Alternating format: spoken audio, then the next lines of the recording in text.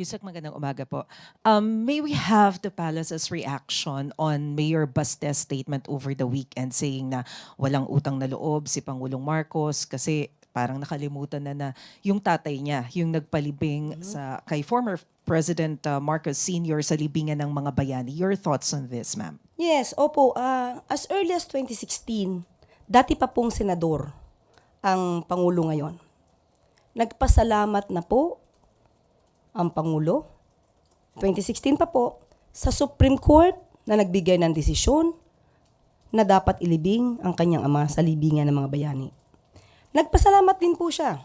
At babasahin ko po ang mensahe. 2016 pa po ito na magpasalamat ang dating Senador Bongbong Marcos.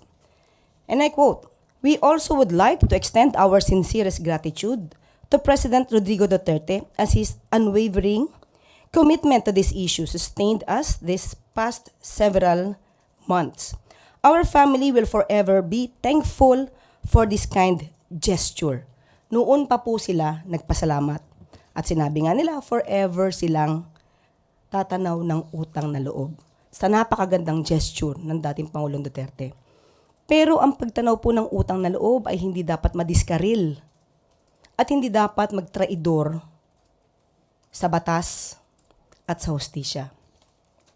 Ginamit mo ni dating Pangulong Duterte ang batas. Ito po yung nauugnay sa RA 289 patungkol po sa pagpapalibing sa libingan ng mga bayani at sinusugan po ito ng Presidential Proclamation 208 ni dating Pangulong Marcos. At mayroon din pong regulation, ang AFP G-161-373 na kabilang ang Pangulo or Commander-in-Chief na entitled to interment at the libingan ng mga bayani. Lahat naman po ito ay may basihan nung isinagawa ni dating Pangulong Duterte. Ang pagpapaaresto naman po o pagsusurrender kay dating Pangulong Duterte sa ICC ay meron din pong kaugnayan na batas at meron po tayong sinusunod na commitment para sa Interpol. Ngayon, hindi po dapat mahinto ng utang na loob ang pagpapatupad ng batas. Hindi po dapat traidorin, katulad ng aking sinabi, ang pagpapatupad ng batas, ang pagpapatupad ng commitment with the Interpol. Hindi po dapat na dahil lang kaibigan o dahil naging kasama, hindi na po tutuparin ang batas at tatraidorin na po ang konstitusyon dahil lamang sa utang na loob. Dahil basta sinasabi ito ni Mayor Baste Duterte ng tanong ng utang na loob, ito po ba yung ginamit kaya ng dating Pangulong Duterte nung i-appoint niya ang isang Chinese national na si Michael Yang bilang kanyang economic advisor? Hindi po ba ito pagtataksil? Dahil isang Chinese national ang in-appoint bilang economic advisor. Dahil din po ba ito sa utang na loob? Tanong lang po yan.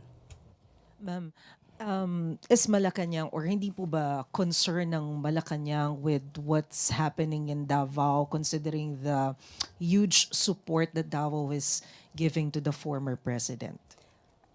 Ang mga taga Davao po ay Pilipino rin. Of course, tayo lang po, pati po ang palasyo, ang Pangulo, ay concern po sa nangyayari sa Davao.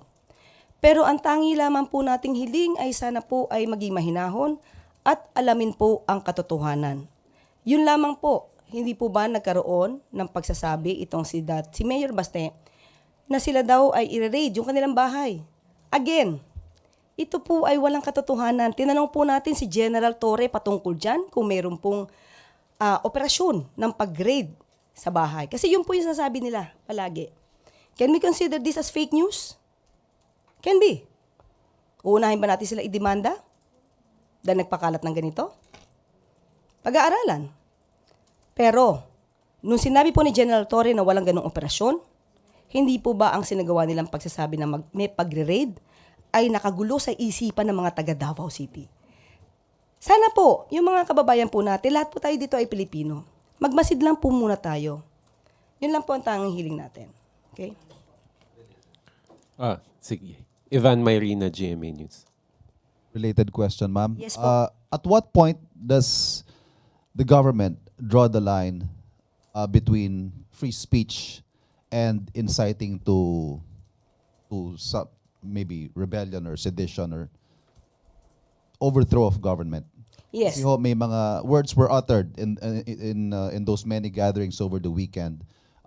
Minura po ang Pangulo, may mga maanghang na salita. At what point does the government draw the line? As we can say, the president is not onion skinned. Okay? Usually po, hindi po siya nadadala ng ganyan. Pero, kapag ka po, nandun na po yung elemento ng inciting to sedition, which is, of course, without any tumultuous uprising, but they are encouraging people to sow hatred to the government, to the president, then we have to step up How? by filing cases, complaints.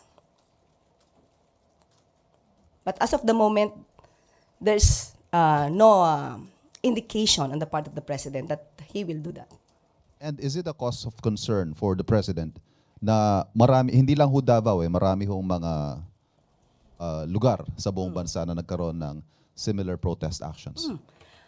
Hindi po natin mawawala sa kanilang damdamin. Kaya po ay normal dahil po may naging pangyayari sa kanilang malamang iniidolo at panatiko po sila ng isang leader. Hindi po natin pipigilan ang kanilang pagsasabi ng kanilang mga damdamin. Huwag lang po sigurong lalagpas na magkakaroon po ng alarma at masasabi po natin na yan po ay sedition or inciting to sedition na po. Thank you.